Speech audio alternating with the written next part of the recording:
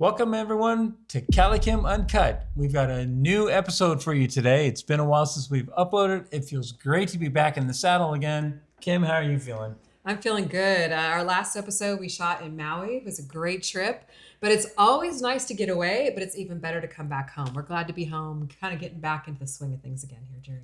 Yep, I'm excited about CaliKim UnCut because that allows me a little bit more freedom behind the camera. Yeah, it's fun. Do some different things and that type of thing. Yeah. So before we go any deeper here on this, for the new subscribers, welcome to the channel, by the way. Why don't you explain what is a CaliKim UnCut episode? Sure. Well, CaliKim UnCut is pretty much behind the scenes of our garden life. So believe it or not, we do have a life outside of the garden. So keep all the garden tutorials on our main channel.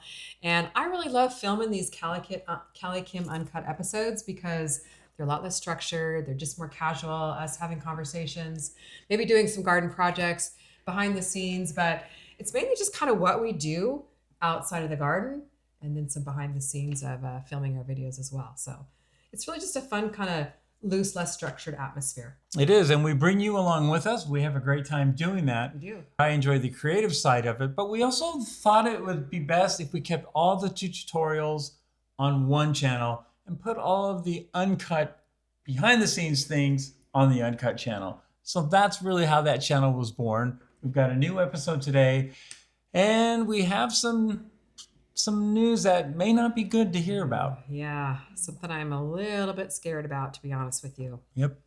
And also, today is a very special day, and we are going to commemorate it by taking a little road trip. That's right. And we're going to bring you all with us. Sounds fun. Well, the big concern that we have outside right now is our magnolia tree. I've been really worried for a while that it's been dying. Now, at first I thought maybe it was just a little bit of frostbite. We did have a frost this year, which we usually never have, but that was way back in February. And here it is, May, almost June. The leaves are still super brown. They've just been falling off like crazy, and it's really not getting any better. I would hate to lose this tree. It's such a gorgeous shade tree, a home for birds, beautiful flowers, which we've got none of this year. So I'm really concerned that we're going to lose it. So after waiting months and months for it to get better and not improving at all, what I finally did, which I should have done in the beginning, is emailed Monterey. I emailed Clayton from Monterey, who's a horticulturist, and said, what in the world is wrong with our tree? And I'm so glad I did, because he gave me a solution. I'm actually going to read this to you here. Emailed him, sent him pictures, and he said, most likely your tree is infected with anthracnose, and which basically is a fungal plant disease that causes dark lesions and damage, especially in moist conditions. And he basically said that magnolias do not like excess water. Now, what I did last year, because I thought it wasn't getting enough water, is I actually added one of the Mr. Landscaper drip irrigation hoses around the bottom. But what I realized is I also have microsprayers going around the tree and in the planter right behind the tree. So it's actually getting double water.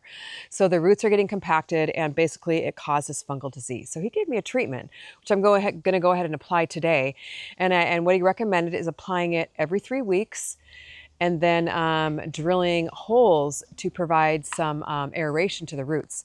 So we're going to do the treatment first today, wait a week or so, and then drill the holes. So this will actually be kind of a 2-part treatment for the tree. So today we're going to apply the first part. I really hope it works. I would hate to lose this tree. The treatment Clayton recommended is the garden foss. Now this is a fungicide, so it should take care of the anthracnose. I'm going to put 2 teaspoons per gallon. I'm just going to kind of eyeball it here. It's a 2-gallon container. And what I'm going to do here is drench the roots.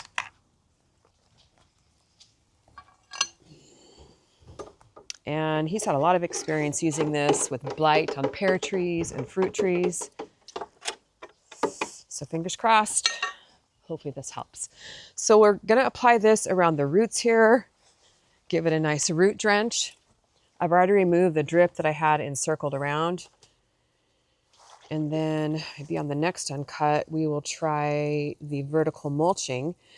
We're going to have to rent some type of a power tool for that. So we'll be researching that this week, because what he recommended for that is to drill down about 2 to 3 feet from the drip line, which actually puts us out into the grass here. I'd really rather not drill holes in the grass, but if it can save our tree, it's going to be well worth it. But we have to drill 2 to 3 feet down to give the roots some air and then fill those holes with gravel. So that'll be a little bit of a job, take a little bit more time, but we'll get this going first. So what do you guys think? Are we going to be able to save the tree? Sure hope so. Very concerned about it. I would be so disappointed if we couldn't save it. We've had it, I think, for about 15 years now. Give this a good drench, let it soak in. I think I'll add some out here because the roots probably go pretty far on this big tree. And we'll just pray this does the job. One thing that does give me hope that we can possibly save the tree, there are some green leaves popping out. And in fact, on the end of the very tip top of the branches, it looks to me, from what I can tell from here, there's little growth tips on top. So I'm super helpful that the treatment will save it and it'll start growing again. I would love to see some beautiful magnolia flowers again. I was kind of bummed because we did have some mourning doves starting to build a nest in the tree. Once the leaves kind of all blew off, there wasn't that much cover for them. They left and went somewhere else. So hopefully we'll have some birds back again by the end of the summer. So just to show you a little bit of how we get our B-roll, Jerry's got the Insta360 out down there, and he's going to grab some B-roll, which is kind of the second close-up shots of the tree. So he's got his Insta360 way up there in the air. It might be kind of hard to see from here. That way we can get some really good shots of the tree. The part that I enjoy about this camera is that I don't really have to aim it.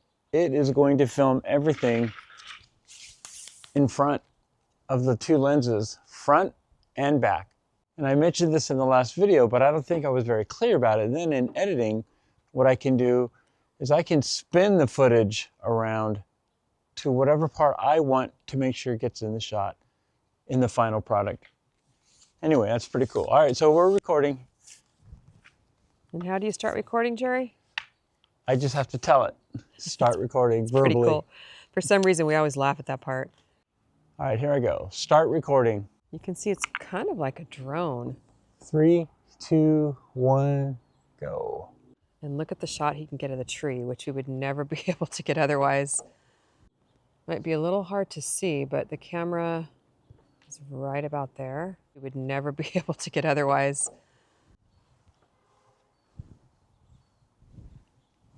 So this is going to look like a drone shot. And Kim will be in it as well. Now I'm going to go forward and kind of spin around it. And that's it. It's a short shot. Stop recording. That's how we do it.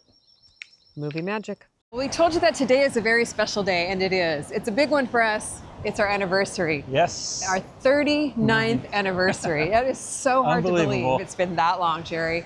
And we are celebrating by taking a trip out here to our favorite spot, the beach. We love the beach. It's so relaxing and invigorating for us. So if you guessed road trip to the beach, you were correct. Good job. You know us well. So I have to tell you the story about how we met. Yes. It's rather comical. We've never shared that before, actually. So a little background first of all. I grew up in high school and stuff, going to a church where every summer they have this thing where all the high schoolers get together at one of the universities for a week-long camp. So I had gone there and met this gal named Becky. So Becky will come into the picture in just a moment. Becky is not Kim. So you'll see how this all comes together in a moment. Now, for a couple of those years of this National Youth Conference, I was the drummer in the band that led all the songs, you know, for all the kids to sing along with. So I got to know a lot of people just because they would come up and say hi and like your drumming, blah, blah, blah. That's how I met Becky. So next, I want to go to college in the Midwest because I've been in California all my life. I wanted to go somewhere different and just get out of California.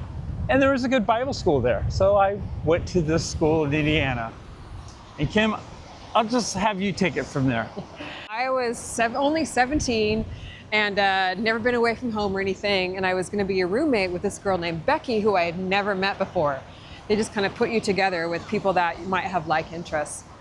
So I had met Becky and we were standing in line for freshman orientation. We'd kind of checked into our room and all that. And here comes this convertible VW Bug driving on the sidewalk in this small, tiny little town with a small college campus. I was like, who the heck is that? He looked pretty darn cool. He had flip-flops on, which in Indiana, it's kind of unusual. And he gets out and he comes up and says hi to Becky, and that was when we first met. Becky introduced us. I want to say now that I should not have driven on the sidewalk just to try and take a shortcut. Okay, I own that. I pull up to where all the freshmen are, and a buddy of mine says, hey, you know, we got to go check out the freshmen. So I go there, and lo and behold, I see this Becky that I've been talking about. So there's a natural shoo-in. I go, oh my gosh, Becky, hi, it's good to see you here. My goodness, oh, you're here too. Well, guess who's standing with Becky? Here comes the water. But her new roommate, Me. Kim. And when I saw Kim, she's from Denver, you know. She just has these blue eyes, beautiful smile, and I was a goner. I was a goner. And from there, the friendship started. And Kim has another great story about that. We got to be friends over the next few months. We didn't really start dating. We were just kind of getting to know each other. I was actually dating somebody else at the time. And Jerry would come into the school library where I worked. And back then, before we had anything digital, I would file all the little cards for the books in a card catalog. You guys remember that? Some of you might not. And Jerry, unbeknownst to me, was in the library studying, kind of watching me, I guess. Waiting for a chance to talk to you. Right, waiting for a chance to talk to me. Sometimes he'd come over and we would chat and stuff like that. Yep. Well, he finally, I guess, got up the courage to ask me out after about 3 months of this. And it was around Halloween time, and we were going to go to a haunted house. Well, unbeknownst to me, he had taken another girl to the haunted house the night before. So when we got to the haunted house, I was scared. I don't like haunted houses. I'm like hanging onto his arm. He called me Denise. Can you believe that? That was the name of the girl he had taken the night before. That was a little bit weird, but I got over it, and we started going out and hanging out more. It was this crucial moment in the haunted house where there's somebody kind of scaring you, and Kim let go, and she had to catch up to me. I said, Kim, you know, you got to run. My arm's getting tired. So, Kim, you got to run over here. I go, come here, but I called her Denise. Yeah. So I said, sorry about that, Kim, come over here. I think there was a guy with a chainsaw, pretend chainsaw, coming out at us. Yeah, that's what it was. Yeah. You know, oh boy. I looked past that, and I think by Christmas that year, we knew we were going to get married. So we only had dated a few months. We did know. Of course, my parents freaked out because I was only 18 at the time, right? And I'm from California. Right. So we had to get through all that. But we did. We got married a few years later. We were very young. I think I was 20, you were 23 or something like that. And here we are 39 years later. So just in looking back over 39 years, you know, you just kind of reflect over all the special memories, the things that we've built together, you know, our lives, our business, that kind of thing. But to me, the most important thing is raising our 2 kids. They're both adults now, so it's totally at a different stage of life. One's moved out, one's at home, but pretty much empty nesters because he's never home. And we're super proud of them. And it's certainly a lot different at this stage because they're adults. So we don't tell them what to do, but they actually really like to hang out with us now. There was a time for a while in high school when our daughter really didn't like to. So it's actually fun to be at this stage of life. I really enjoy it. For me, it's bittersweet. Great memories with the kids. I love that. Sometimes there are places in the house where I just think of them as being little kids. Like our garage used to be the TV room, and they had all their buddies in there, sometimes, you know, playing Nintendo games and things like that. And I see those old pictures and I'm like, oh, you know, how nice it was just in those days. So there's pockets throughout the house where you really miss the kids. Super proud of the kids. We love being together. That's a blessing. Not everybody has that. Yes. And we're so grateful. Very grateful. For that. One thing particular about this particular beach is that talking about it being a lot easier, we've been coming to this beach, I want to say for maybe 25 or 30 years, since our kids were little. Do you remember how much work that was, Jerry? We'd pack up the car, we'd load up the cooler with like hot dogs, and marshmallows and all that kind of stuff, just for a few hours on the beach, build a campfire, we had the car full of friends, and it was so much work. But of course, the memories that we have of that are incredible. But guess what we did today? We just hopped in the car. We had a little bag, had my purse, and that was it. It took us 5 minutes to get ready, and here we are. Yeah. So yeah, definitely a lot has changed over the years, but we're really enjoying the stage of life that we're at. So curious if any of you can relate to that. Let us know. We would love to hear more about that from you too. And thank you so much for hanging out with us today on our anniversary. And we sure enjoy bringing you all along and sharing it with you. Thanks for hanging out with us. We're gonna go grab some dinner. It's a beautiful walk on the beach, and we love that you came along with us. It felt great to be filming another Uncut, episode 34. Not that we're keeping track, but we sure enjoyed having you along. Thanks so much for watching. We'll see you on the next Uncut.